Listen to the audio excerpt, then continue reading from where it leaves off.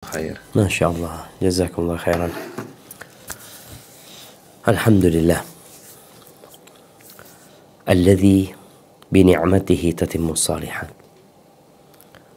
Segala puji bagi Allah Jalla Jalaluh, yang karena nikmatnya kebaikan-kebaikan menjadi sempurna. Segala ibadah yang dapat kita lakukan, semua kenyamanan yang kita rasakan, dan kesuksesan yang kita raih, itu sejatinya adalah karunia dari Allah, yang seharusnya kita senantiasa bersyukur kepada Allah, memuja dan memujinya. Allahumma salli wa sallim ala abdika wa rasulika habibina wa sayyidina Muhammadin wa ala alihi wa ashabihi ajma'in. Ya Allah, semoga salawat dan salam, berkah dan nikmat senantiasa Engkau curahkan untuk hamba kekasih-Mu, untuk baginda Nabi kita Muhammad alaihi salatu wassalam, untuk keluarga beliau, untuk istri-istri beliau, untuk putra-putri beliau, dan untuk seluruh sahabat Nabi. Semoga Allah meridai kita bersama mereka. Amma ba'd. Berapa banyak jumlah manusia di muka bumi ini, dan semuanya sibuk dengan urusan mereka masing-masing. Dan kita melihat bagaimana manusia berlomba-lomba untuk memiliki rumah, tempat tinggal. Yang sebagian berlomba-lomba untuk menimbun harta. Terus dia bekerja. Ada yang membangun apartemen, ada yang membuat mobil, membuat pesawat, membuat kapal, membuat handphone. Kita terus lihat bagaimana persaingan di dalam dunia handphone ini. Kalau bicara manusia membangun, kita dapat melihat bagaimana kota-kota besar seperti Jakarta, Surabaya, Medan, ya kita lihat gedung-gedung tinggi berdiri. Ahibati fillah, sadarkah kita bahwa ternyata yang kita tinggalin sekarang ini pernah ditinggalin orang lain? Rumah yang kita tempatin dulu tanahnya bukan milik kita, milik orang. Kemudian dibeli, dibangun. Yang jadi pertanyaan, kemana pemilik tanah itu? Kemana pemilik rumah itu? Pergi, meninggalkannya, menyerahkannya kepada kita, dan tidak pernah kembali. Ahibati fillah, tatkala kita duduk merenungkan kehidupan ini, insya Allah kita akan menjadi manusia yang berbeda.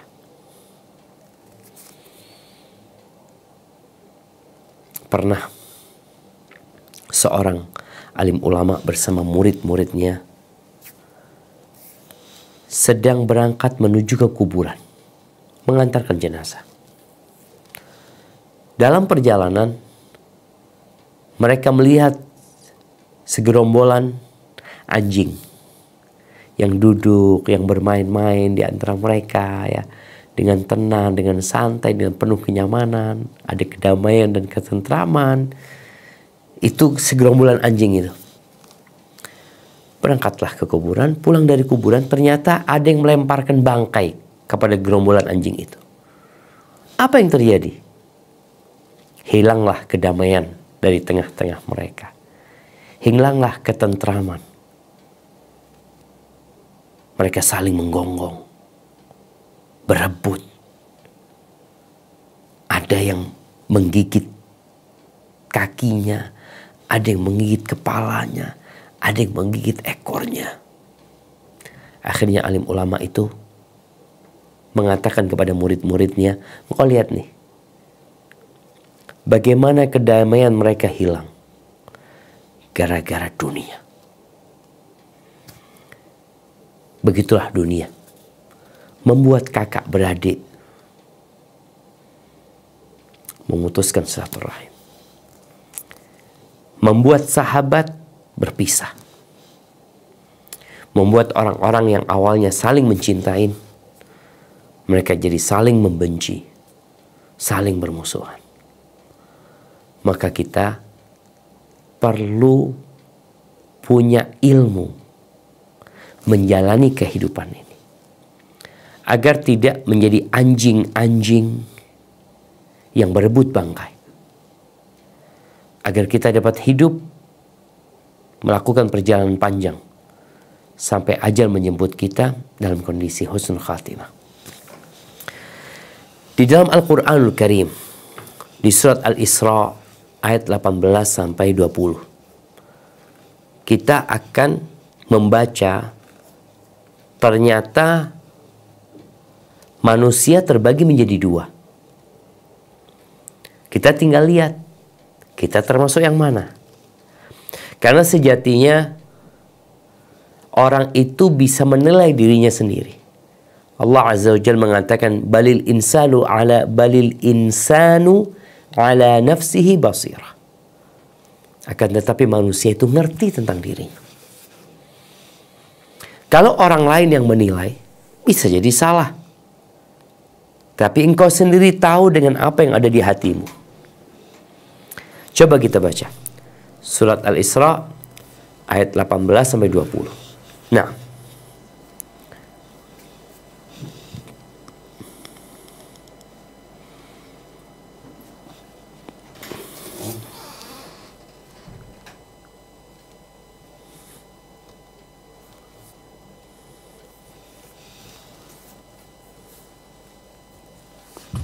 A'udzubillahi minasyaitonirrajim. Bismillahirrahmanirrahim. Man kana yuridul ajilata ajjalna lahu fiha ma nasya'u liman nurid.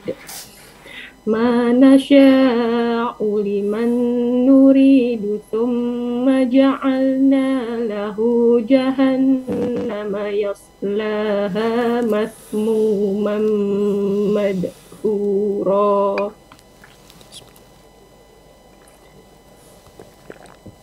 Wa man arada al-akhirata wa sa'a laha sa'yaha wa huwa mu'minun fa ulaika kana sa'yuhum mashkura.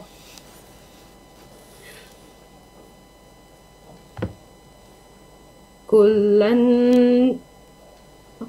nah, ayat 20.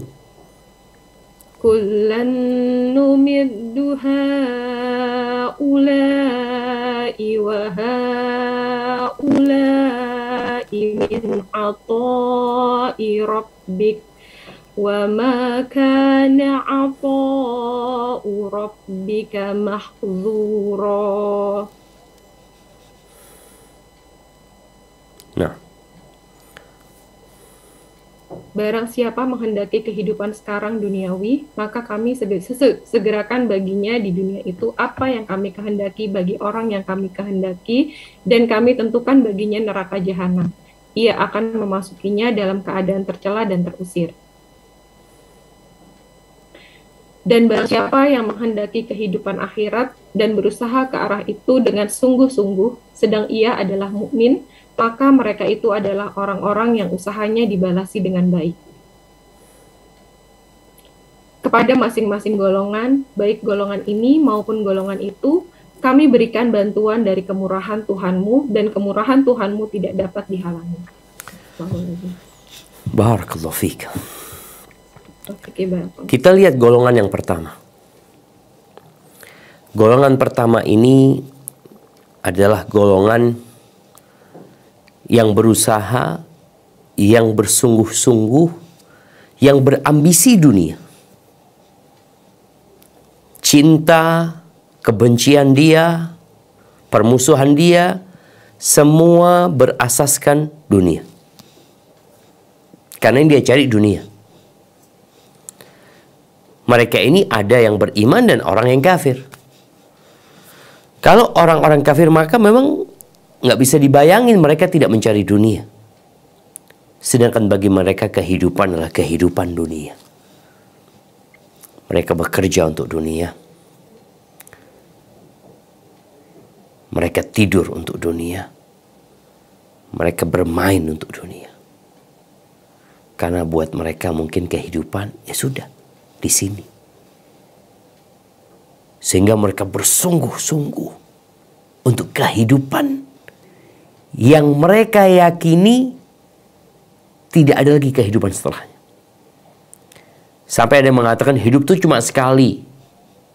Ya udah, kau nikmatin. Hidup di dunia ini sebentar, akan ada kehidupan selanjutnya. Di antara yang berambisi dunia ini, orang-orang beriman. Yang dibutakan matanya, sehingga dia lupa beribadah kepada Allah Azza wa Jalla. Dia udah gak sholat lagi. Gak puasa. Ada di antara mereka yang kalau punya waktu lebih, baru buat akhirat. Kalau punya waktu lebih, baru dia menuntut ilmu, baru dia sholat. Makanya terkadang mereka rapat pun ya udah sholat ditinggalin sama mereka. Kalau ada waktu baru sholat. Ahibati fillah, Allah akan mensegerakan bagi mereka di dunia ini apa yang Allah kehendaki. Buat siapa yang Allah kehendaki. Jadi orang yang mencari dunia dan hanya itulah yang ada dalam benak dia, dia tidak beriman dengan adanya hari kebangkitan, maka Allah Azza wa Jalla akan memberikan apa yang Allah kehendaki atau apa yang dimauin orang itu. Makanya jangan heran kalau kita ngelihat orang-orang kafir ya, orang-orang pelaku dosa yang mereka kaya raya gitu. Mereka kepingin ini dikasih, mereka kepingin itu dikasih. Karena sejatinya kalau kita mau merenungkan dengan seksama, yang diberikan kepada mereka itu adalah sesuatu yang hina aja. Bagaimana perbandingan antara Fir'aun dengan Nabi Musa? Bayangin ya. Ini Fir'aun yang begitu biadabnya, begitu jahatnya. Bayi-bayi Bani Israel yang laki-laki disembelih sama Fir'aun. Yang perempuan dibiarkan hidup. Dia mengatakan, aku Tuhan kalian yang paling tinggi. Dia menceritakan bagaimana kehebatan dia. Sungai Nil mengalir di bawahnya. Allahu Akbar jemaah. Yang ada dalam benaknya cuma dunia. Allah kasih dunia. Kenapa? Kata Nabi sallallahu alaihi wasallam, "Lau kanatid dunya ta'dilu 'inda Allah janaha ba'udah ma saqa minha kafiran syarbata ma." Andai kata dunia ini ada nilainya di sisi Allah seperti satu sayap nyamuk. Allah nyiptakan nyamuk itu miliaran ya. Tiap hari diciptakan sama Allah Azza wa Jalla. Andai kata dunia dan isinya ini nilainya di sisi Allah sepadan dengan satu sayap nyamuk, orang kafir nggak akan dikasih minum seteguk air. Tapi karena dunia ini nggak ada nilai, Allah berikan. Makanya orang-orang yang nggak pernah sholat, orang-orang pelaku kemaksiatan, orang-orang jahat, kok kayaknya mudah banget mencari dunia. Allah kasih. Tapi kemana mereka nantinya? Ya, mereka memang tidak cari akhirat. Mereka hanya mencari dunia. Mereka seperti binatang ternak. Maka Akhirnya kata Allah, "Tsumma ja'alna lahu jahannama yaslaha madhmuman madhura."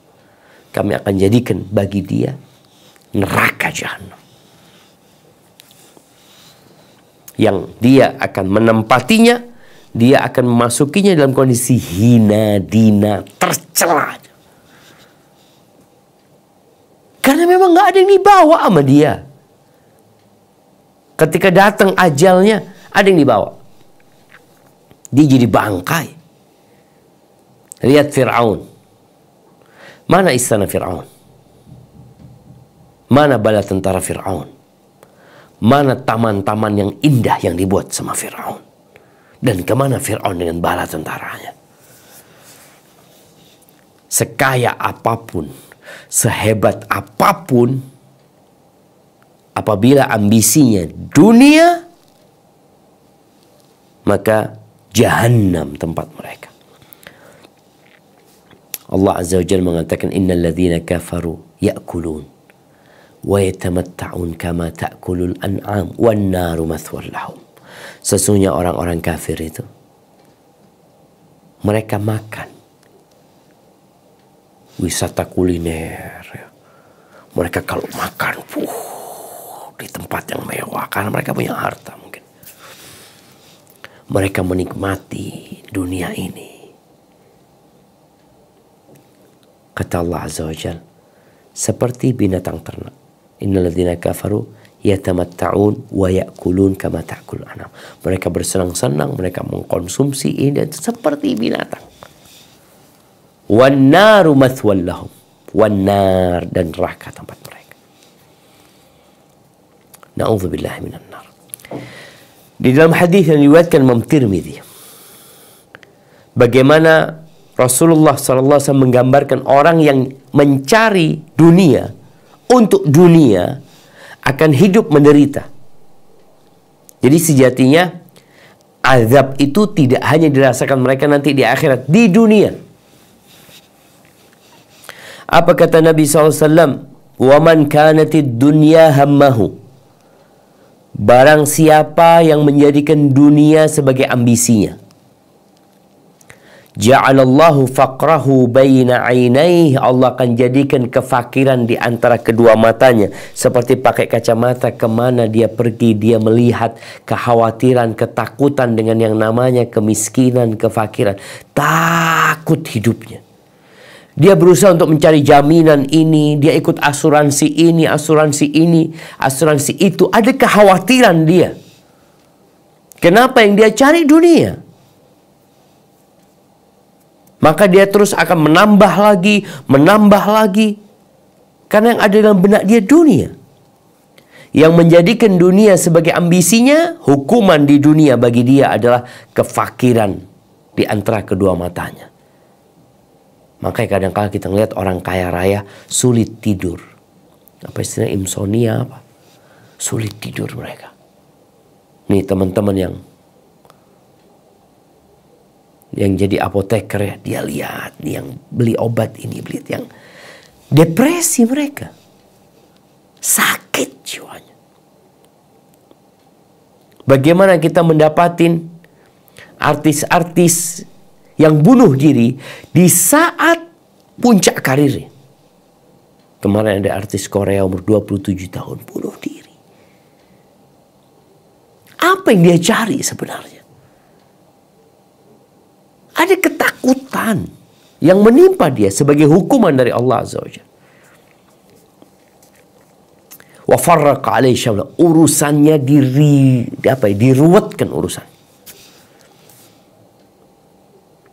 Orang yang berambisi dunia, yang cari dunia, yang mungkin dia sukses, dia dapat ini dan itu, tapi ingat, ada satu azab yang tidak tampak mungkin, tapi dirasakan oleh dia. Urusannya nggak selesai-selesai. Di saat orang bisa duduk bersama keluarganya, bisa menikmati hidupnya, dia malah nggak bisa menikmati hidupnya. Yang ada dunia, duit, ini, itu. Walam ya'tihi minad dunya illa ma quddira lahu.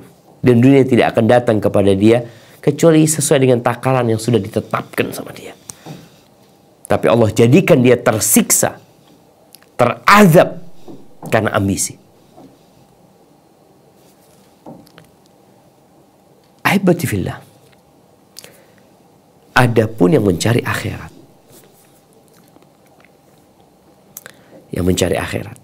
jadi memang ada orang-orang yang berburu akhirat. Dari ayat yang tadi kita baca, yang di surat Al-Isra, yang ayat 19, ternyata orang-orang yang mencari akhirat itu ada dua macam. Yang pertama adalah orang yang berupaya mencari akhirat sesuai dengan aturan agama. Dia menjalankan yang sesuai dengan sunnah Nabi SAW. Dan ada yang mencari akhirat ternyata caranya salah. Amalan-amalan yang tidak disyariatkan dikerjakan. Dia cari akhirat. Siapa yang sukses? Dari mereka yang mencari akhirat. Karena kita lihat ada orang-orang beribadah ya. Dikatakan, anak cari akhirat Ustadz. Iya. Tapi tata cara ibadahmu itu dicontohkan sama Nabi enggak? Alaihi salatu wassalam. Oh enggak, tapi ini kan baik. Banyak orang berbicara seperti itu. Ukuran baik itu adalah firman Allah dan sabda Nabi alaihi salatu wassalam. Maka kalau ada yang mencari akhirat, ketahuilah, carilah akhirat lewat Rasul SAW. Artinya lewat cara yang disyariatkan oleh beliau. Ahibati fillah, orang yang mencari akhirat ini, ambisinya ya akhirat. Dia tahu, aku nggak lama-lama hidup di dunia. Berapa lama kau hendak hidup? Ya, kalau panjang umurku mungkin 60-70. Karena Nabi alaihi salatu wassalam mengatakan, a'mar ummati baina 60 wa 70. Umur umatku itu antara 60-70. Sedikit yang lewat dari 70. Dan orang yang ambisinya akhirat ini, dia menjadikan dunia itu di tangannya. Dia cari dunia, dia taruh di tangannya. Dia dapat banyak, dia taruh di tangannya aja.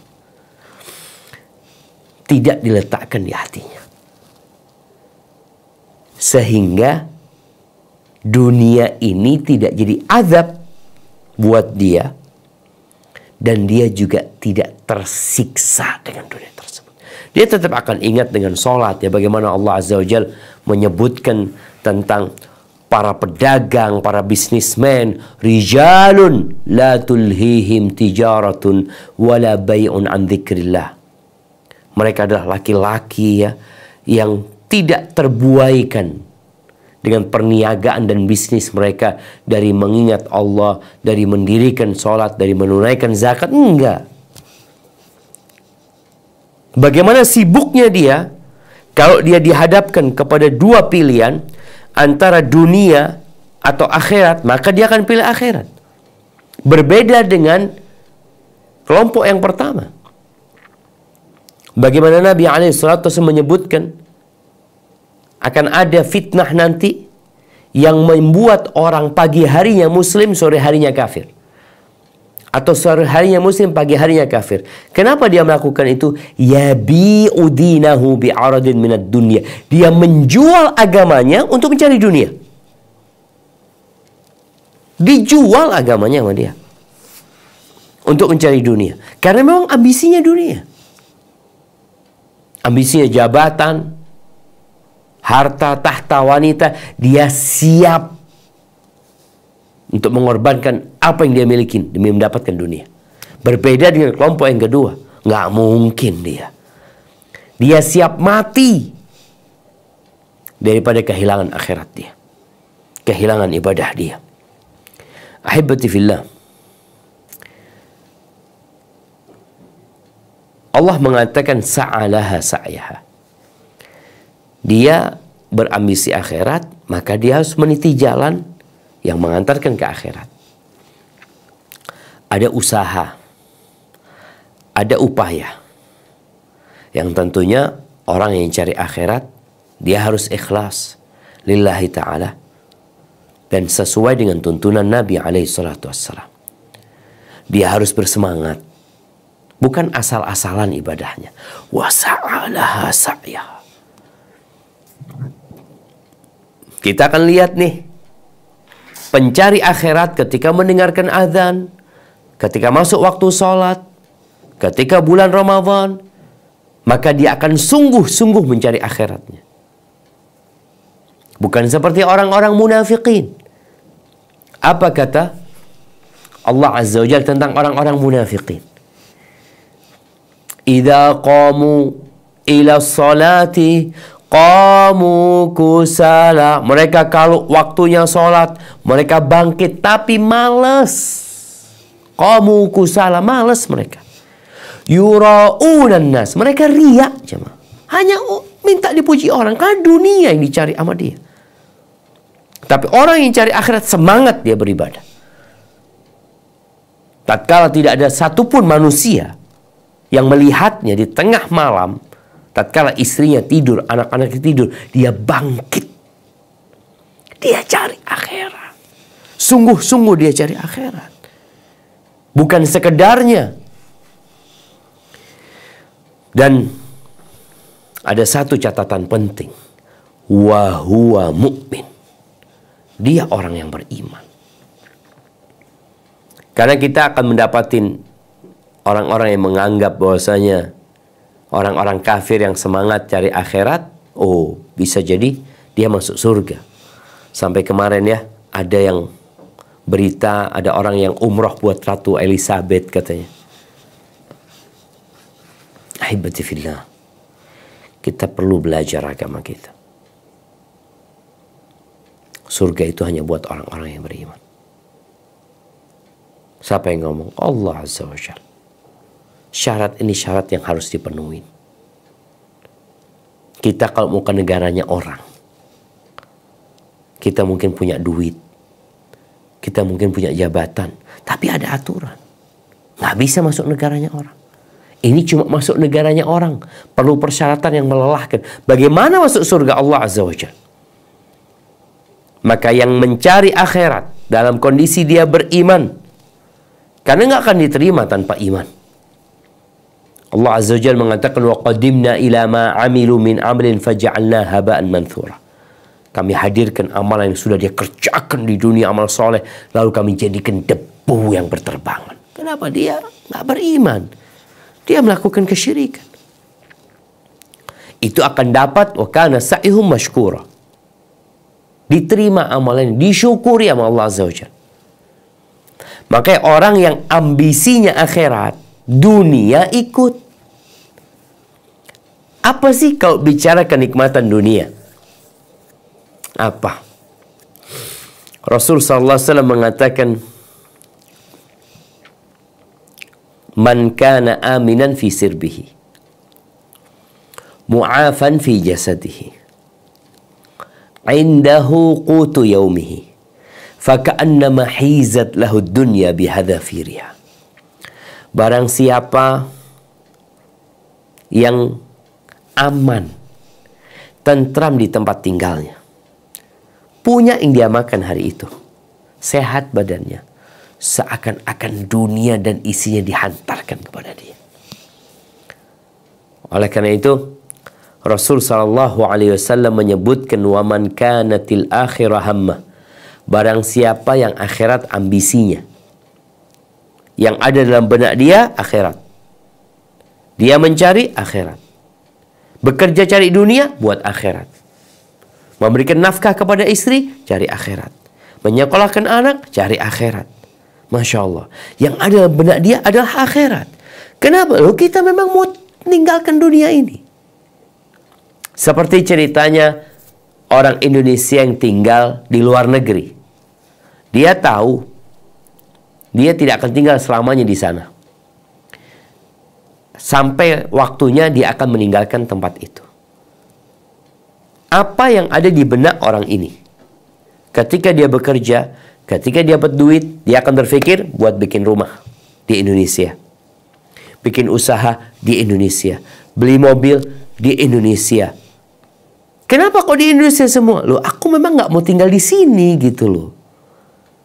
Inilah orang-orang yang ambisinya akhirat, karena dia tahu nggak bakal tinggal selama-lamanya dia di sini. Maka waman kanatil akhirah hammah, ja'alallahu ghinahu fi qalbih. Orang yang ambisinya akhirat, Allah akan jadikan kekayaan di dalam jiwanya. Jadi kaya jiwanya. Ada orang kaya, hatinya miskin. Ada orang miskin, hatinya miskin. Tapi ada orang yang ambisi akhirat, mau kaya, mau miskin, Allah jadikan balasan buat dia ghina, kekayaan. Makanya dia bisa sedekah, dia bisa berbuat baik ini dan itu. Karena yang kaya di hatinya, dia hatinya yang kaya.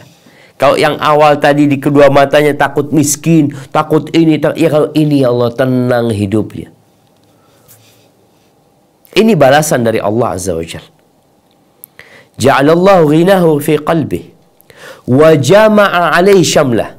Yang ambisinya akhirat, dunia datang sama dia. Dia akan hidup damai, tenang, urusannya disederhanakan.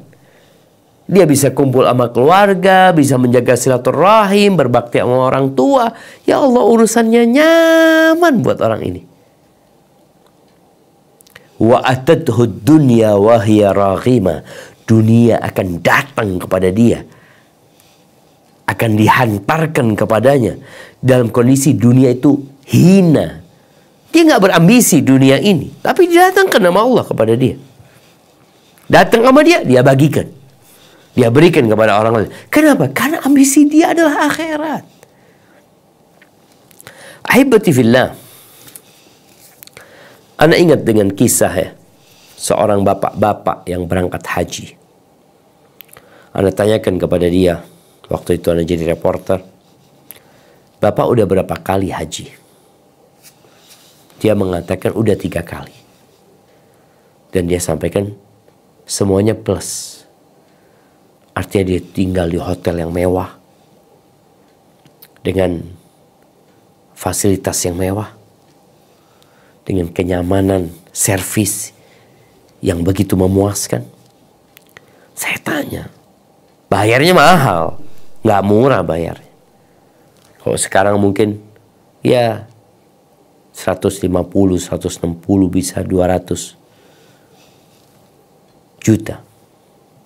Bapak kok tertarik berangkat haji berulang kali? Orang ini cerita. Jadi pada saat Ana berangkat haji yang pertama, Ana ngomong sama istri, nanti kalau kita punya rezeki, kita nggak usah haji dulu ya. Kita bikin masjid, kata dia. Kata istri, iya sudah, bismillah, insya Allah kita bikin masjid. Pulanglah kita dari haji.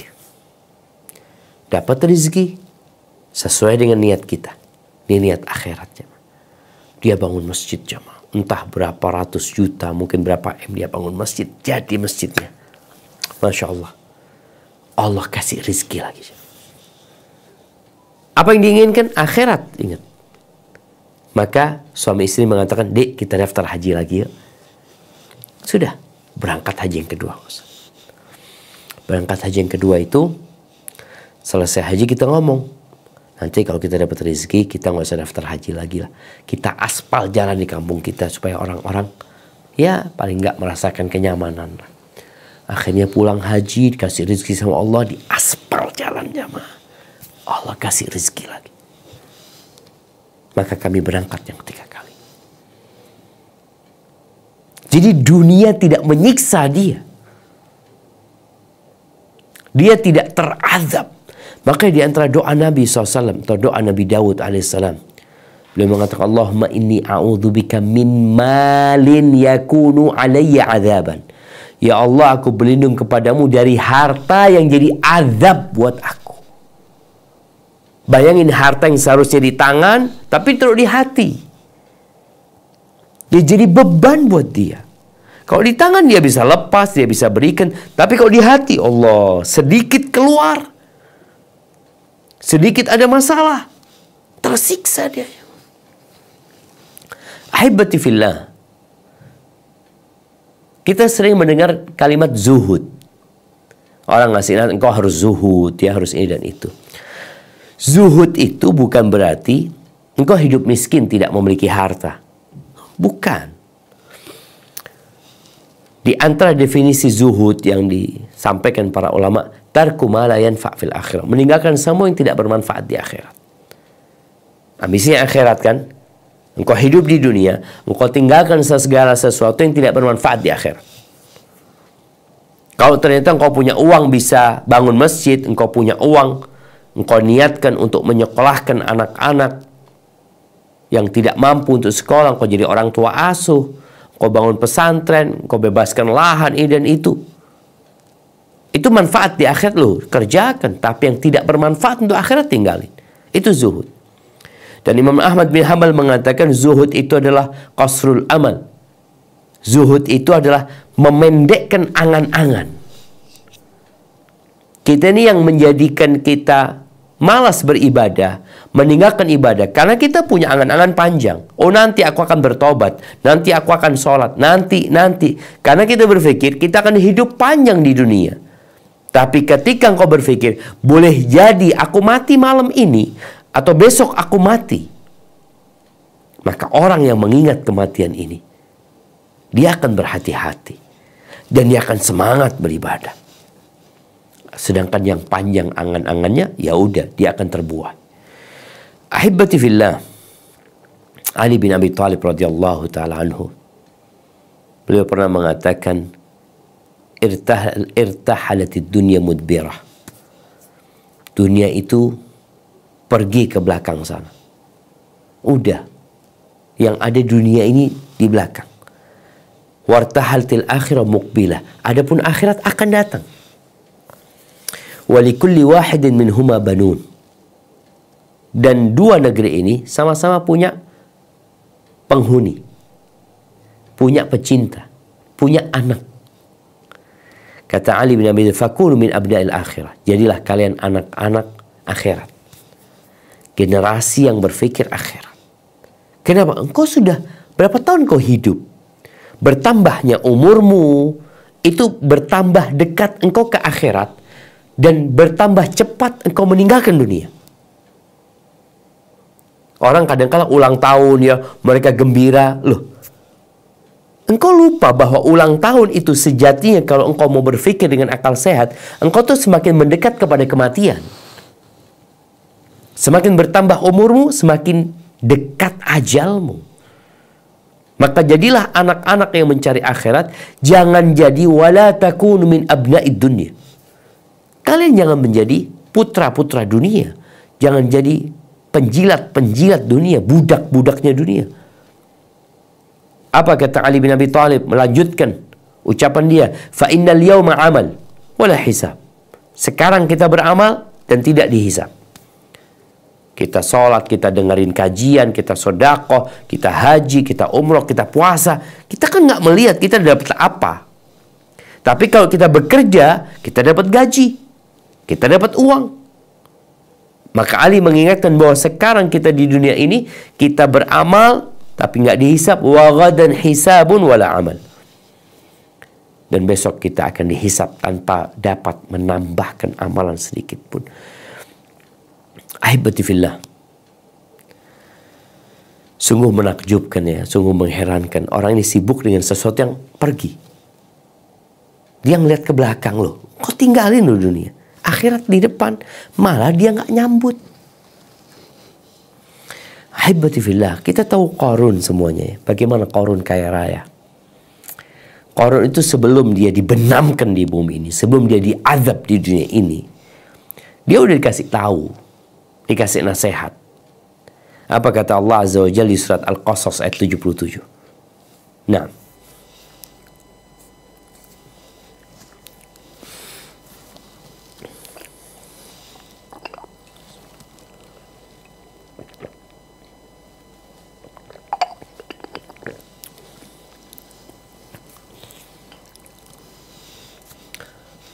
surat Al-Qasas 77.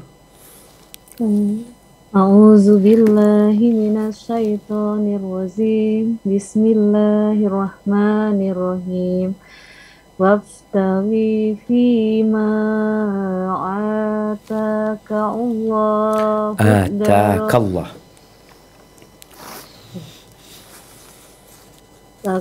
takallahu darul akhirah wa la Fima tansa. atakallahu daral akhirah. Maaf Ustadz, ini suaranya agak kecil nggak kedengeran. Maaf. Siap. Izin Ustadz diulang kembali Ustadz. Siap. Bismillah. Waf A'udzu billahi minasyaitonir rajim. Bismillahirrahmanirrahim. Waftaghi fima ataka Allahu. Itu u-nya nggak dibaca itu. Langsung. Jadi atakallahu daral akhirah. Yang seperti dhamma itu nggak dibaca.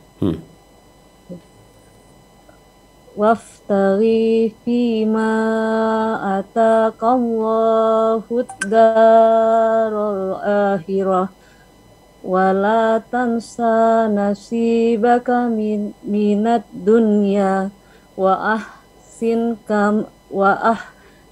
kama ahsanallahu ilaik wala tabghil fasada fil ard. Innallaha la yuhibbul mufsidin. Artinya?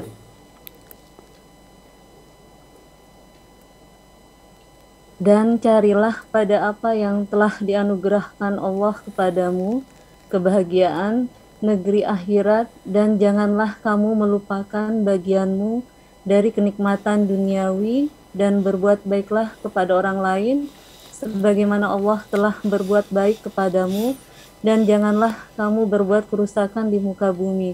Sesungguhnya Allah tidak menyukai orang-orang yang berbuat kerusakan. Masya Allah jemaah. Dengan jelas Allah memberikan arahan. Ini Qarun dikasih tahu. Wabtaghi fima ataka Allah ad-dar al-akhirah. Dan carilah pada apa yang telah dianugerahkan Allah kepadamu. Cari apa? Cari akhirat. Jadi gunakan hartamu, gunakan kesehatanmu, gunakan waktumu, gunakan jabatanmu. Untuk apa? Cari akhirat. Tapi jangan lupa, engkau hidup di dunia gitu. Perlu biaya, perlu ongkos. Ada hal-hal yang diperlukan di dunia ini. Karena kita hidup di dunia. Tapi kalau bicara ambisi akhirat, karena kalau untuk dunia, engkau nggak butuh banyak untuk dunia ini. Maka kadang-kadang kita melihat ada manusia-manusia yang sebenarnya, apa ya, mungkin diakal-akalin aja. Disuruh beli tas harganya 5M. Kebayang kita, ada apanya tas 5M itu?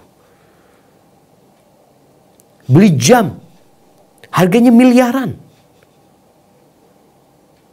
Kenapa? Karena ada orang yang punya duit dan dia bingung duitnya mau dikemanakan. Sehingga yang ada dalam benak dia untuk dunia, dan orang berpikir, oh ini orang kaya nih, kita bikinin jam harga sekian. Kalau mau berpikir, berapa sih biaya pembuatan jam itu?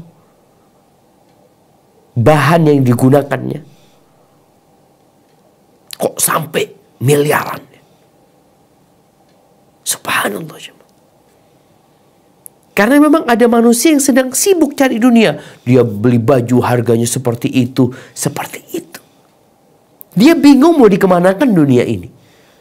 Makanya dikasih tahu sama Allah, cari akhirat. Kalau bicara cari akhirat, subhanallah, engkau bangun masjid. Banyak orang yang butuh masjid. Berapa banyak lembaga-lembaga yang membutuhkan bantuan. Itulah, letakkan ke sana.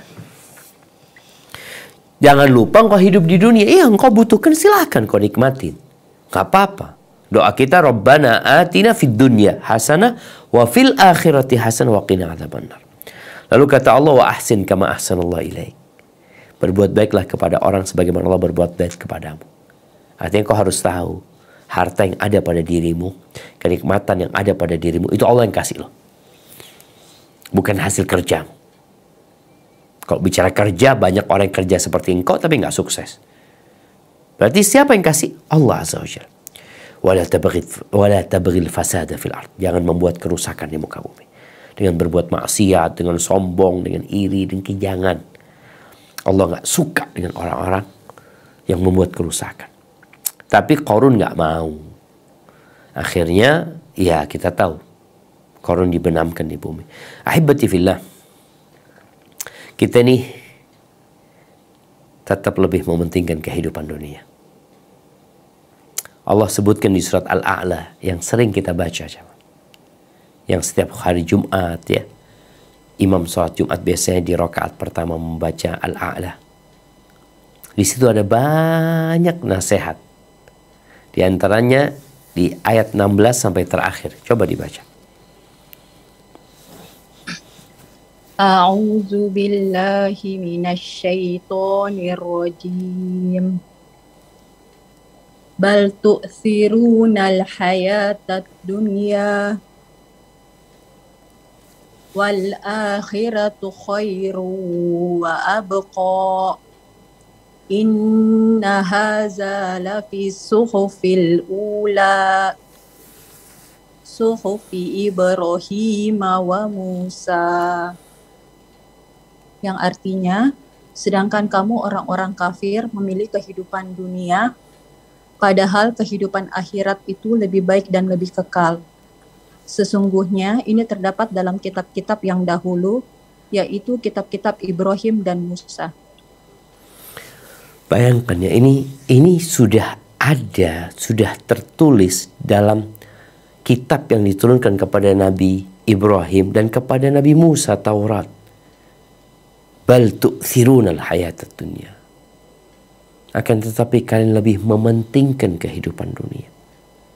Padahal akhirat itu lebih baik dan lebih kekal. Rasul sallallahu alaihi wasallam berdoa jamaah. Nabi berdoa. Kenapa? Karena dunia menggoda. Membuat sebagian orang terpenjara dengan dunia ini. Beliau berdoa mengatakan wala taj'alid dunya akbar hammina. Jangan jadikan dunia ini ambisi kita yang terbesar ya Allah. Wala mablagha ilmina. Jangan jadikan dunia ini pencapaian ilmu kita. Jadi yang kita ketahui, yang kita fikirkan, yang ada dalam akal kita, dalam benak kita cuma dunia.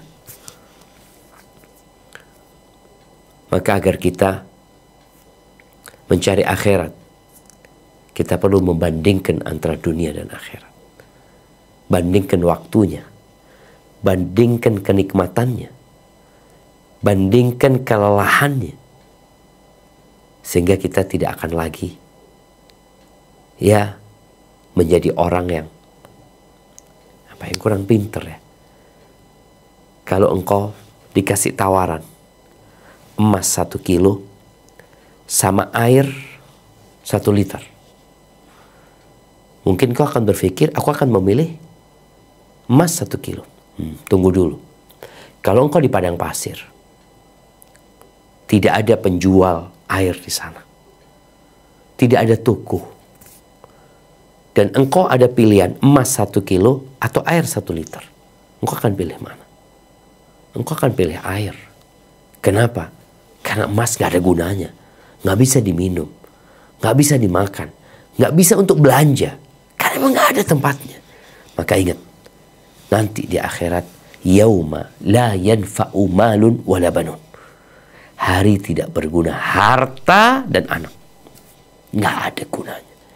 Illa man atallah biqalbin salim. Kecuali orang yang datang menjumpai Allah dengan hati yang penuh dengan keselamatan. Maka banyak-banyak berdoa, mohon sama Allah.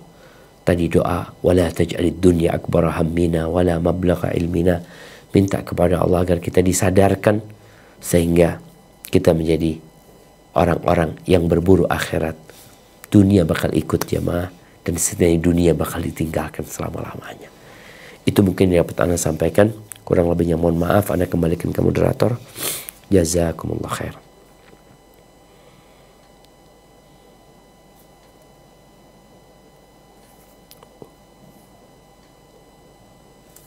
Alhamdulillah. Jazakumullah khair Ustadz atas pemaparan kajian pada malam hari ini waktu Indonesia bagian Barat. Kita sekarang akan memasuki sesi tanya jawab yang nanti akan dimulai dari ibu-ibu. Ana persilakan kepada Ukti Tias untuk menanyakan pertanyaan yang pertama. Tafadhol. Barakallahu fiik. Jazakallah khair Ustadz yang telah memberikan tausiahnya.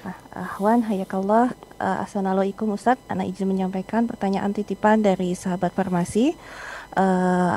Assalamualaikum Ustadz, saya memiliki sahabat yang terlanjur menikah dengan laki-laki non-muslim. Sahabat saya sudah meminta suaminya untuk masuk ke dalam Islam. Namun jika pasangannya yang diajak untuk belajar meminta juga mempelajari keyakinannya. Sementara dia yakin sepenuhnya dalam iman Islam dan tidak mau. Berharap pasangannya mau belajar Islam dan mendapatkan hidayah Islam. Apa yang harus dilakukan? Dan bagaimana sebagai sahabat saya menasihatinya? Demikian Ustaz pertanyaannya. Afwan, jadi dia menikah dalam kondisi suaminya belum masuk Islam?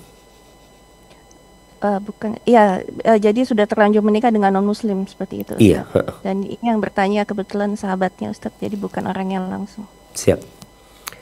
Barakallahu fiik. Ahibati fillah.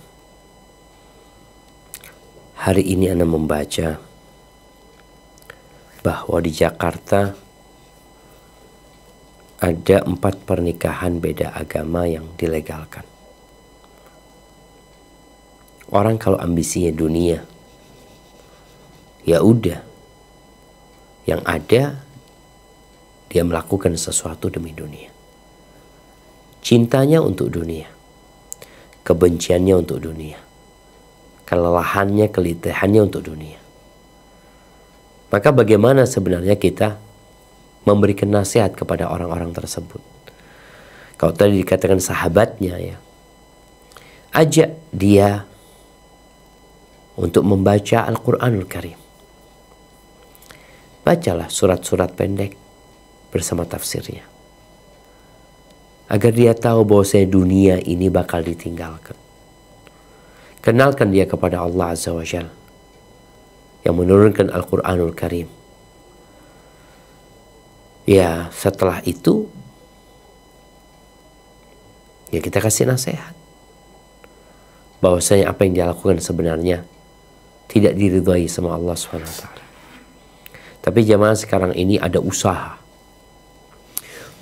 dari banyak orang, dari banyak pihak untuk bukan melegalkan nikah beda agama, tapi untuk mengacaukan agama Islam. Dianggap semua agama sama. Nggak sama. Kenapa Allah utus Nabi Muhammad SAW? Kenapa Allah turunkan Al-Quranul Karim? Kalau semua agama sama, kenapa Nabi SAW mengirim surat kepada Raja Romawi, Raja Persia untuk masuk Islam?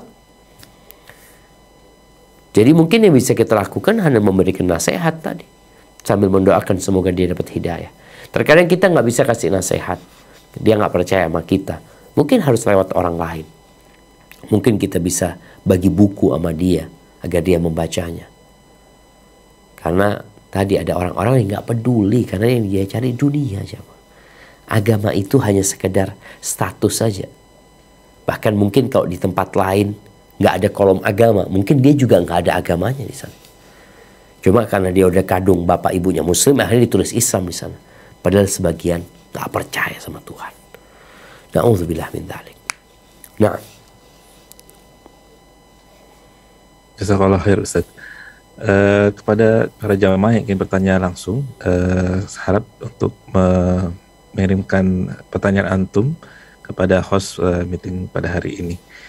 Kemudian untuk pertanyaan berikutnya dipersilakan kepada Ukhti Fika. Tafadhol mashkurun. Jazakallahu khairan katsiran. Assalamualaikum warahmatullahi wabarakatuh, Ustaz. Waalaikumsalam warahmatullahi wabarakatuh. Ustaz, keluarga, tim, dan semua kaum muslimin dalam lindungan Allah Azza wa Jalla. Allahumma amin. Semoga Allah merahmati Ustaz dan keluarga dan juga para ulama yang telah mengajarkan ilmunya kepada kita. Amin. Allahumma amin. Mohon nasihatnya Ustaz. Saat ini saya memiliki keinginan untuk kembali bekerja Karena saat ini anak-anak sekolah dan saya memiliki waktu yang luang untuk kembali bekerja agar ilmu yang saya miliki dapat lebih bermanfaat.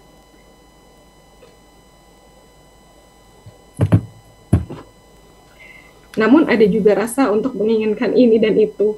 Jadi pengen punya penghasilan sendiri gitu. Nah, suami ada? Ada, Ustaz. Alhamdulillah sih, maksudnya cukup sebenarnya gitu. Cuma pengen lebih bermanfaat aja. Cuma ada kekhawatiran dalam hati. Jika kembali bekerja, nggak punya cukup waktu gitu untuk mempelajari agama.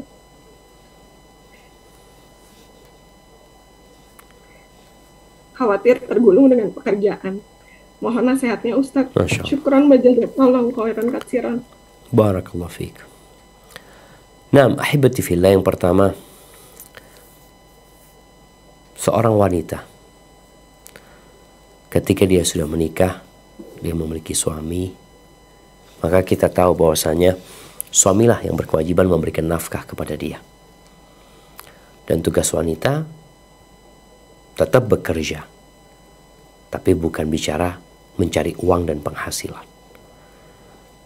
Kenapa Anda sampaikan ini? Karena masih ada pandangan bahwasanya wanita ketika menjadi ibu rumah tangga, dia nggak bekerja. Bukan. Dia tidak menghasilkan uang, iya, tapi dia bekerja. Dan kelelahan dia di rumah akan menjadi pahala buat dia. Tapi kalau seorang tadi dikatakan, seorang ingin bekerja karena dia punya waktu luang, dia ingin bekerja. Yang pertama, evaluasi kenapa engkau ingin bekerja. Apakah untuk akhirat atau untuk dunia? Karena kalau ambisinya dunia, ya udah, dunia itu melalaikan. Seperti meminum air laut yang orang tidak akan pernah kenyang. Tidak pernah hilang dahaganya. Kalau engkau niatkan buat akhirat, ana niatnya bekerja supaya punya penghasilan sendiri, supaya bisa sedekah, supaya bisa berbuat baik, ini dan itu, karena memang ana punya banyak waktu.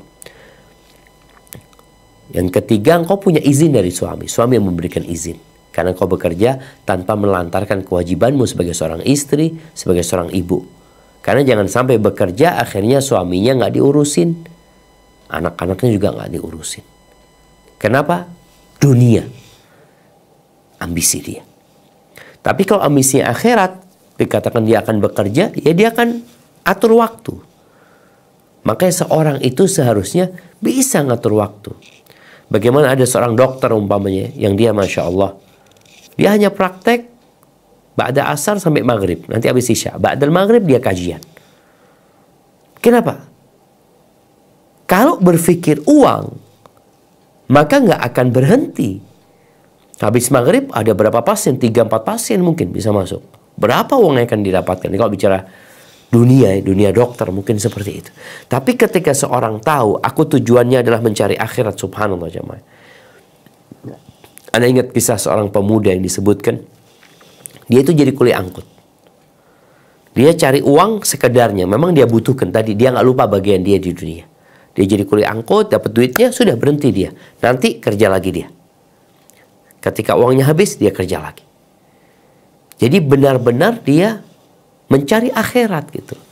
Maka silahkan kalau dikatakan tadi ingin bekerja, niatkan akhirat, kemudian minta izin suami, lalu atur waktumu. Kalau niatmu akhirat, engkau bisa ngatur waktu insya Allah. Tapi kalau niatmu dunia, dunia itu akan membuatmu lupa. Dan para wanita perlu punya waktu belajar, perlu punya waktu menuntut ilmu.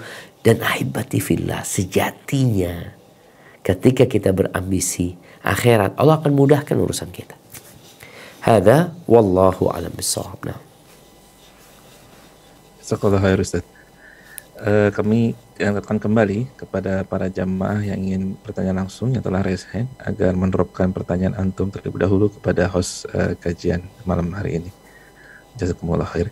Kemudian kami persilakan untuk pertanyaan selanjutnya kepada Ukhti Leli. Tafadhal mashkur Ukhti Leli. Tafadhali.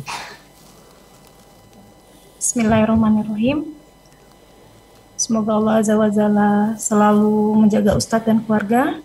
Izin menyampaikan titipan pertanyaan dari jamaah Zoom, Ustadz. Nah, Bagaimana jika di perusahaan kita diminta manipulasi data oleh atasan?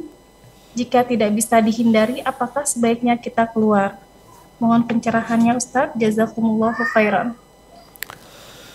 barakallahu fiik. Ya, ahibati fillah.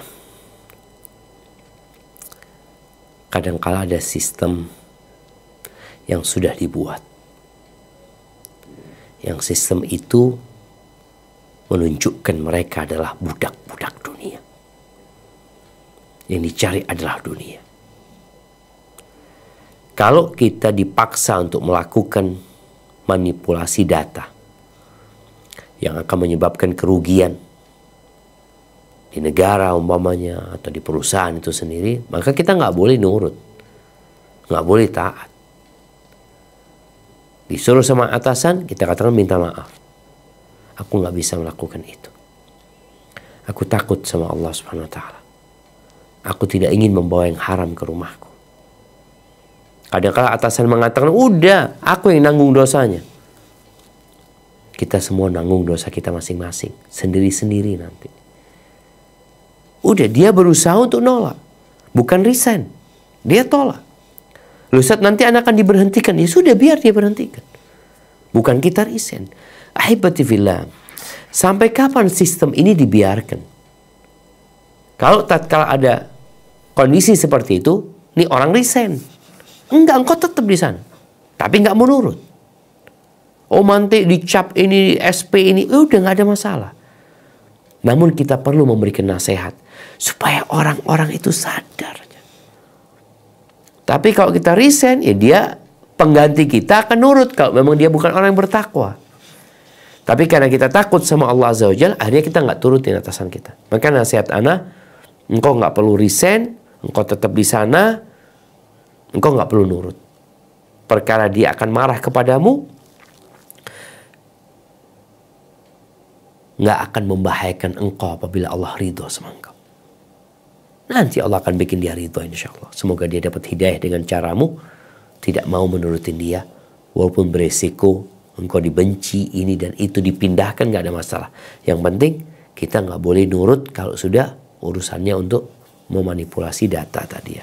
Melakukan sebuah perbuatan dosa. Hadza wallahu a'lam bissawab. Na'am. Jazakumullah khair Ustaz. Alhamdulillah. Kemudian kami persilakan pada jamaah dari Zoom, pada Ukhti Biyah dari Indramayu. Tafadholi. Bismillah. Assalamualaikum warahmatullahi wabarakatuh, Ustaz. Waalaikumsalam warahmatullahi wabarakatuh. Ahlan wa sahlan. Na'am, tafadhol. Afan izin bertanya, bagaimana cara menasihati keluarga agar bersabar dan tidak tergoda dengan riba? Ana seorang single parent yang sedang bekerja di luar negeri. Niat anak ke sini karena membantu orang tua untuk melunasi hutang-hutang riba beliau. 2 tahun kemudian utang riba alhamdulillah lunas, Ustaz. Dan Ana mulai menabung untuk membangun rumah untuk Ana dan anak Ana. Qadarullah, tiba-tiba istri kakak Ana mendesak kakak untuk meminjam sertifikat rumah ibu agar digadaikan lagi ke bank. Lalu uangnya buat mereka. Di sini masalah muncul, Ustadz. Ana melarang keras karena ibu susah. Ibu susah, kakak tidak pernah bantu dengan berbagai alasan. Dan sekarang ketika mereka susah, minta tolong ke ibu. Ana kasihan melihat orang tua sudah tua, Ustadz. Salahkah Ana jika Ana memblokir kontak dengan kakak dan istrinya? Bahkan Ana sempat bilang ke ibu, kalau ibu meminjamkan mereka sertifikat lagi, Ana tidak bisa bantu ibu lagi. Dan Ana tidak mau telepon dengan ibu lagi, Ustadz. Kadang bikin saya mohon nasihatnya, Ustadz. Wassalamualaikum warahmatullahi wabarakatuh. Waalaikumsalam warahmatullahi wabarakatuh. Ya, ahibati fillah. Kita lihat ya, orang kalau sibuk mencari dunia, dia akan kena penyakit namanya istibta. Istibta itu merasa rezekinya lambat. Aku kok belum bisa punya ini, belum bisa ini dan itu, yang akhirnya dia akan melakukan perbuatan yang haram. Apa yang perlu dilakukan anak tadi? Kalau dilihat sebenarnya ibunya nggak salah ya. Tapi mungkin ibunya dirayu ini dan itu. Maka ana rasa yang perlu dilakukan oleh seorang anak memberikan pengertian tentang riba. Memberikan pengertian tentang riba kepada ibu. Sampaikan kepada ibu, bukan masalahnya aku tidak mau membantu, tapi masalahnya hal ini dimurkain Allah Azza wa Jalla. Sampaikan kepada ibu. Ibu akan bertanggung jawab juga ketika ibu meminjamkan hal itu kepada siapapun apabila untuk riba. Kemudian kalau bicara tadi memblokir kakak, memblokir istrinya, ya dilihat kalau mereka ternyata memang orang-orang yang tidak mau dikasih tahu, bahkan mereka berbuat dosa dengan nyaman. Dalam Islam itu kita nggak boleh memboikot orang lain lebih dari 3 hari. Tapi kalau urusannya agama boleh lebih dari itu. Ancaman kepada ibu anda rasa tidak perlu. Engkau perlu minta maaf sama ibu, engkau kasih penjelasan. Yang penting tadi, kalau tetap melakukan riba, ya sudah, aku tidak akan bantu. Bukan tidak bantu ibu, tapi tidak membantu untuk urusan riba tersebut. Tetap nomornya ibu ya nggak perlu diblokir. Engkau tanya gimana kabarnya ini dan itu. Engkau tetap memberikan nafkah kepada ibu, tapi untuk urusan yang riba engkau sudah tidak. Supaya mereka ambil pelajaran. Karena kadang-kala mereka meremehkan dosa. Maka itu mungkin perlu ditekankan, ingatkan mereka sama Allah Azza wa Jal. Kemudian setelah itu tugas kita selesai, yaitu sudah mengingatkan mereka. Adapun untuk melunasi hutang riba mereka, enggak, kita enggak punya kewajiban untuk itu jamaah. Kita enggak punya kewajiban. Semua orang itu ia punya kewajiban melunasi hutang dia masing-masing. Hutang orang tua, apakah anak wajib membayar hutang orang tuanya? Membantu boleh, kalau dikatakan wajib enggak jadi kewajiban dia. Tapi dia membantu. Mungkin seperti itu. Tapi kalau urusannya dengan riba, mungkin tadi mohon maaf sampai mereka bertobat, baru mungkin kita bantu. Hadza wallahu a'lam bissawab. Nah. Jazakallahu khair Ustaz. Untuk pertanyaan berikutnya kami persilakan kepada Ukhti Vivin. Tafadholi Ukhti Vivin. Assalamualaikum. Izin Ustadz menyampaikan pertanyaan dari peserta. Ada kerabat yang mengerjakan ibadah tapi dengan tujuan untuk kelancaran rezeki, seperti misalnya kerabat tersebut melakukan rajin sholat duha, sholat hajat. Apakah hal seperti itu dibolehkan Ustadz? Di mana memang kerabat tersebut memang bertujuan untuk memenuhi kebutuhan hidupnya dan memang ada niat Ustadz untuk menunaikan ibadah itu. Jazakallahu khairan Ustadz. Barakallahu fikum. Nah, ahibati fillah. Ada orang yang mengerjakan amalan akhirat untuk dunia. Kalau tujuan dia cuma dunia, ya udah dia nggak akan dapat apa-apa di akhirat. Karena dia cuma minta dunia. Seharusnya dia sholat karena untuk mengharapkan keridhaan Allah SWT. Untuk mengharapkan ampunan dari Allah SWT. Untuk mengharapkan akhirat. Dunia ikut. Ketika dia itu hamnya, ambisinya, niatnya akhirat, dunia ikut. Sedekah, menyelamatkan dari penyakit, menyelamatkan dari petaka-petaka, menyembuhkan dari penyakit, niatkan akhirat, itu ikut. Tapi kalau niatnya dunia, ya udah cuma dapat dunia, nggak dapat akhirat. Maka siapapun yang beramal, carilah akhirat. Dunia ikut. Jadi ada amalan-amalan akhirat yang itu pahalanya di dunia dan di akhirat. Niatkan akhirat, yang dunia ikut. Tapi kalau niat kita dunia, akhirat gak ikut. Yang sholat duha supaya lancar rezekinya, ya udah cuma dapat lancar rezeki. Tapi enggak, anak sholat duha, anak sebagai seorang hamba, anak ingin mengabdi kepada Allah Azza wa Jal, anak butuh bantuan Allah SWT, semoga di akhirat nanti tujuannya akhirat, dunia ikut. Tapi kalau dia niatkan dunia sama akhirat namanya, dia niatkan itu. Dia sodakoh, dia berharap diselamatkan dari api neraka, dan dia juga berharap ya diselamatkan dari petaka di dunia. Para ulama menyebutkan nggak ada masalah sebenarnya, tapi pahalanya nggak sempurna yang di akhirat karena dia punya niat di dunia. Tapi kalau dia full untuk akhirat, dunia ikut. Seperti itu. Hadza wallahu a'lam bissawab. Jazakallah khair, Ustaz. Sebelum ke pertanyaan berikutnya, kira-kira bisa berapa pertanyaan lagi, Ustaz? Apakah bisa 3 pertanyaan lagi, Ustaz? Bismillah, Bang. Baik, Ustaz. Soalnya banyak sekali pertanyaan yang masuk ini dari para jamaah. Alhamdulillah. Berikutnya kami persilakan kepada jamaah Zoom dengan Ukhti Besa Putri. Tafadholi, Ukhti. Ya. Assalamualaikum warahmatullahi wabarakatuh. Waalaikumsalam warahmatullahi wabarakatuh. Semoga Allah merahmati, menjaga Ustadz, sekeluarga, majelis ini, dan juga umat muslim seluruhnya. Allahumma amin. Khairan Ustaz atas ilmunya.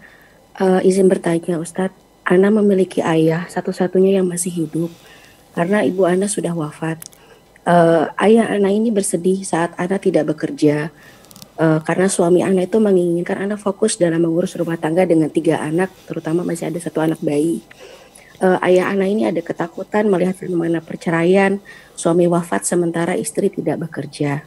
Namun Ana yakin Ustadz bahwa Allah akan menunjukkan jalan keluar yang mungkin Ana tidak pahami. Tapi Ana yakin gitu bahwa dengan taat akan ada jalan keluar. Bismillah gitu. Namun bagaimana menjelaskan ayahanda agar tidak bersedih perihal hal ini? Mohon nasihatnya Ustadz. Jazakallah khair. Barakallahu fiik. Ahibati fillah. Sebagian kita masih berpikir rezeki itu hanya bisa didapat dengan bekerja. Sebagian kita lupa dengan keagungan Allah Azza wa Jalla. Lupa bahwasanya 50.000 tahun sebelum penciptaan langit dan bumi, semua udah dicatat. Lupa bahwa tatkala kita masih janin di perut ibunda kita, berumur 120 hari, udah ditetapkan tuh rezeki kita. Dalam kondisi kita belum bisa bekerja. Lahir kita nggak bisa kerja. Berdoa nggak bisa, jalan nggak bisa, duduk nggak bisa, sampai ke rezeki Allah Azza wa Jalla. Tapi banyak orang yang punya kekhawatiran seperti tadi orang tua. Maka Nabi SAW mengatakan, "Lau annakum tawakkaluna 'ala Allah haqqa tawakkulihi." Apabila kalian bertawakal kepada Allah dengan sebenar-benarnya tawakal, Allah akan berikan rizki kepada kalian seperti Allah memberikan rizki kepada burung. Pernah lihat burung punya tabungan? Pernah lihat burung punya gudang makanan? Pernah lihat burung beli kulkas? Nggak ada. Nggak ada. Cuma kan kita tadi nggak yakin sama Allah Azza wa Jalla. Bahkan ada orang tua memang yang menyekolahkan anaknya, kemudian menyuruh anaknya bekerja. Dalam benak orang tua, nanti kalau engkau diceraikan suamimu, engkau sudah punya pekerjaan. Ahibati fillah, di surat At-Talaq Allah ingatkan. Karena memang perceraian tadi menyebabkan ada banyak kekhawatiran. Gimana anak-anak ya, gimana ya, ibu rumah tangga yang gak bekerja selama ini. Bagaimana, ya Allah, Allah mengatakan, وَمَنْ يَتَّقِ اللَّهِ يَجْعَلْ لَهُ مَخْرَجًا. Barang siapa bertakwa kepada Allah, pasti Allah kasih solusi. وَيَرْزُقْهُ مِنْ حَيْثُ لَا يَحْتَسِبْ. Dan Allah akan kasih rezeki dari arah yang tidak disangka-sangka. Yang bekerja saja mungkin di PHK. Mau kemana dia di PHK?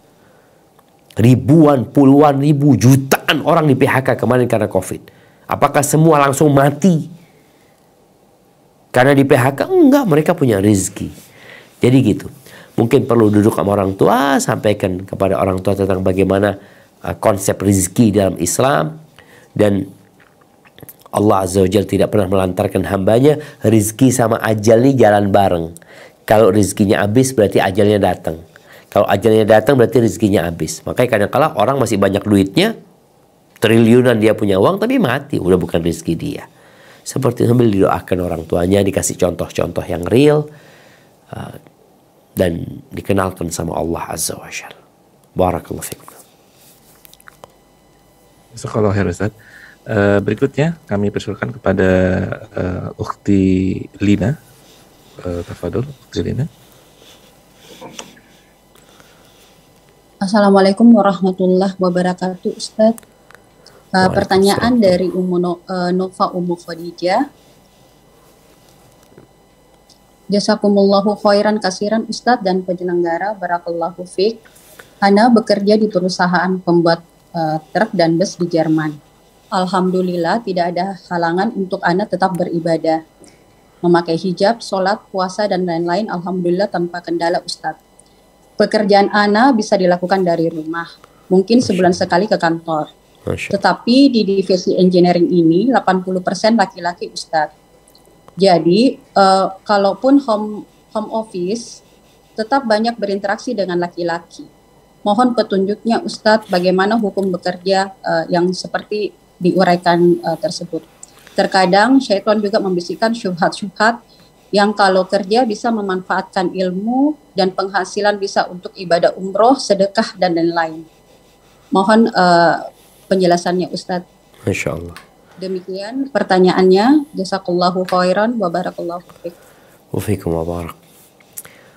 Allah Azza wa Jalla mengatakan waqarna fi buyutikunna. Kata Allah, kalian para wanita tetaplah di rumah kalian.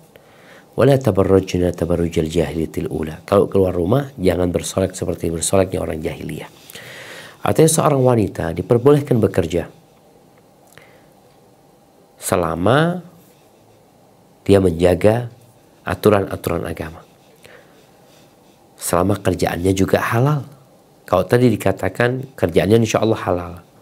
Hanya saja ada kondisi interaksi sama laki-laki tadi. Ya, kalau interaksi sama laki-laki itu hendaklah dikurangin. Atau ada pendampingan dari suami, pendampingan dari mahramnya. Dia nggak boleh berduaan sama laki-laki. Karena yang ketiganya adalah syaitan. Sehingga dia ketika, kalau tadi dikatakan 80%, berarti kan ada yang perempuan di sana sebenarnya. Mungkin perlu pendampingan dari mereka yang perempuan. Jadi hanya kondisi darurat aja yang mungkin dia perlu berinteraksi sama laki-laki, dan itu dengan batasan-batasan agama. Niatnya tetap diniatkan akhirat. Kalau dikatakan syubhat, bukan bicara syubhat. Dari awal kita perlu niatkan akhirat, ambisi kita akhirat. Kemudian tadi kalau ternyata kerjaan ini sepertinya dia yang akan tahu ya bagaimana fitnah yang terjadi di sana, dia sebagai seorang wanita tadi. Tapi kalau memang ada pendampingan wanita lain dan dia juga nggak berkholwat, mungkin masih ada alasan dia tetap di sana. Tapi kalau dia sudah berkholwat sama laki-laki karena ada hal-hal yang perlu dibicarakan rahasia, dia cuma berdua umpamanya, maka akan berbahaya nantinya untuk keimanan dia. Karena setan nggak pernah tidur siang ya. Seperti itu. Hada wallahu a'lam bishawab. Mungkin ke pertanyaan terakhir. Masih bisa 2 lagi Ustaz? Bukan yang terakhir ini. Tadi 3 Ustaz. Tuh, kan udah 2 Bang. Udah 2 ya? Satu lagi itu Ustaz ya? Masya Allah. Baik Ustaz. Baik, untuk pertanyaan terakhir kami persilakan kepada jamaah Ukhti Yulia Dewi. Ana persilakan. Tafadholi Ukhti Yulia Dewi.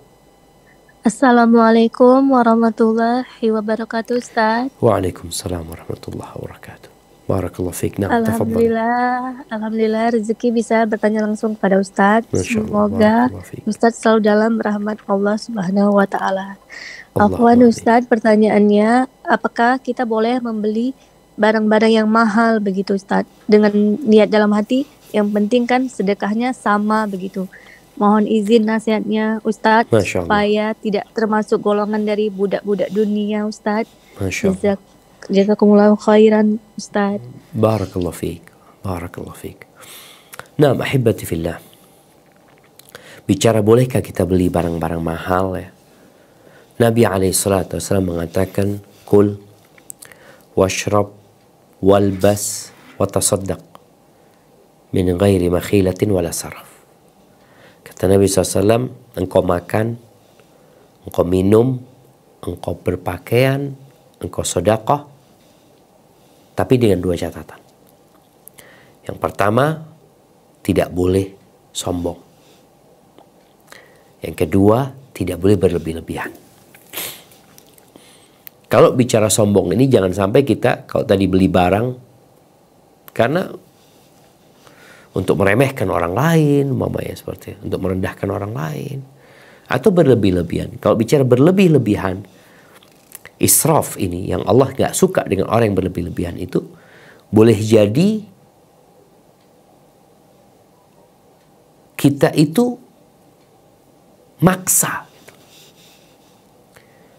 Mamanya ada orang penghasilannya, dia punya penghasilan Masya Allah, dia punya penghasilan sebulan anggap 20 juta.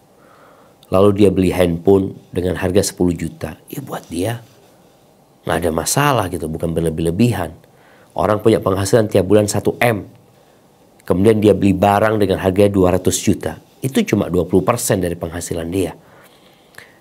Tapi kalau ada orang tadi yang penghasilannya sedikit tapi dia maksa untuk beli barang yang mahal, akhirnya dia menyiksa diri dia sendiri. Jadi intinya tadi kalau beli barang mahal, engkau lihat niatmu. Jangan sampai niatmu untuk berbangga-banggaan, ya, meremehkan orang lain. Akhirnya jadi bencana buat engkau. Yang kedua, engkau tidak berlebih-lebihan karena memang engkau punya penghasilan yang lebih dari itu. Dan apalagi tadi dikatakan sedekahnya sama gitu. Intinya hendaklah kita senantiasa bermuhasabah tentang niat kita. Apakah kita niat berbangga-banggaan, niat menyombongkan diri, apalagi Nabi SAW ketika ditanya, aku itu orang yang suka pakai baju bagus, sandalku bagus. Maka Nabi SAW mengatakan, Innallaha jamilun yuhibbul jamal. Allah itu maha indah dan Allah cinta dengan keindahan. Tapi kesombongan itu adalah batarul haq wa ghamtun nas. Menolak kebenaran dan meremehkan orang lain. Gitu. Jangan sampai itu ada pada diri kita. Ketika kita pakai, tadi beli sesuatu yang mahal ya. Kemudian juga seorang muslim adalah berpikir, jangan sampai dia jadi ditipu sama orang dengan barang-barang mahal tersebut, padahal sebenarnya nilainya nggak segitu, hanya untuk ngikutin gaya hidup. Hada wallahu a'lam bishawab ya. Itu yang dapat Anda sampaikan, kurang lebihnya mohon maaf. Yang benar dari Allah Jalla Jalaluh, yang salah dari diri Anda pribadi, Allah dan Rasulullah terbebaskan dari kesalahan itu. Anda kembalikan ke moderator. Jazakumullah khair. Jazakumullah khair Ustaz. Masya Allah. Alhamdulillah. Alhamdulillahillazi binikmatihi tatimmus shalihat. Semoga Allah Subhanahu wa taala memberikan pahala jariah kepada antum Ustaz atas ilmu yang telah antum berikan kepada kami di malam hari ini waktu Indonesia bagian barat. Kami juga mengucapkan jazakumullah khair. Terima kasih banyak kepada tim yang bertugas di studio Lorong Faradisa pada malam hari ini. Semoga juga pahala jariah juga mengalir kepada antum semua. Semoga kajian ini menjadi kajian yang barokah bagi kita semua dan kita semua bisa mengambil ibrah dari yang sudah kita terima pada malam hari ini. Jangan lupa untuk subscribe di media sosial SRB agar mendapatkan informasi-informasi yang bermanfaat berikutnya, dan juga jangan lupa untuk subscribe ke IG dari Sahabat Farmasi untuk juga mendapat program kami berikutnya. Yang insya Allah untuk berikutnya Sahabat Farmasi akan mengadakan kajian umum bersama Ustadz Rizal Juliar Putaranda Hafizahullah Ta'ala. Simak informasinya di IG Sahabat Farmasi. Kami juga mengucapkan terima kasih jazakumullah kepada para media yang telah ikut merelay kajian kita pada malam hari ini, seperti Sapa Muslim, kemudian Transmedia Sunnah, Rumah Muskat, Sunnah Jalan Pasti TV, Usman TV, Robani TV, dan juga Niaga TV. Semoga amal-amal jariah mengalir kepada antum semua. Sebelum kita menutup kajian kita pada malam hari ini, mari kita sama-sama mengucapkan doa penutup majelis. Subhanakallahumma wa bihamdika asyhadu alla ilaha illa anta astaghfiruka wa atubu ilaik. Jazakumullah khair. Assalamualaikum warahmatullahi wabarakatuh.